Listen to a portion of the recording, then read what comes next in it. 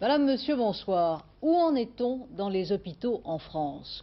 Oublions un instant les négociations, les mots d'ordre pour aller à la réalité. Voici 3 semaines maintenant que les infirmières et les personnels hospitaliers sont en grève. Dans leur ensemble, les médecins, à commencer par quelques grands patrons, soutiennent leur mouvement. Les infirmières ont à cœur de ne pas compromettre la qualité des soins, mais il est évident que plus le conflit dure, plus le fonctionnement quotidien des services hospitaliers devient difficile. C'est ce que Daniel Douigou a constaté à l'Hôtel-Dieu à Paris.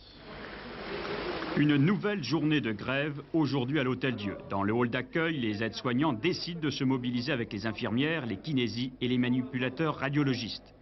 Mais à 100 mètres au même moment dans le bloc opératoire, une urgence est assurée, comme d'ailleurs l'ont été toutes les urgences depuis le début du conflit. La règle générale, c'est l'entente entre médecins et infirmières pour sélectionner les malades et assurer les priorités.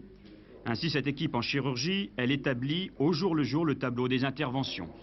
Cette semaine, sur la vingtaine environ d'interventions programmées, nous n'en avons retenu que 4. Est-ce que vous ne prenez pas un risque en reculant un certain nombre d'interventions? On ne peut pas le nier. C'est pour cela que la grève est éprouvante pour tout le monde et nous en sommes tous conscients, le personnel infirmier aussi. Certains services fonctionnent donc seulement à 20% de leur capacité. Et c'est pourquoi la direction commence à s'inquiéter des conséquences de la grève, surtout si elle devait se poursuivre.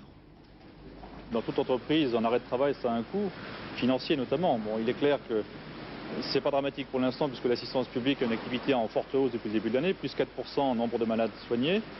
Par conséquent, la grève ne va pas entamer l'activité globale de l'assistance publique. L'autre coût, c'est le coût social. Un hôpital, c'est une entreprise, pro, et une entreprise ne marche que s'il y a une cohésion interne, si les gens se battent, sont enthousiastes et y croient. Toute grève a un coût, mais le travail des infirmières, nous a répondu le personnel, a aussi un prix.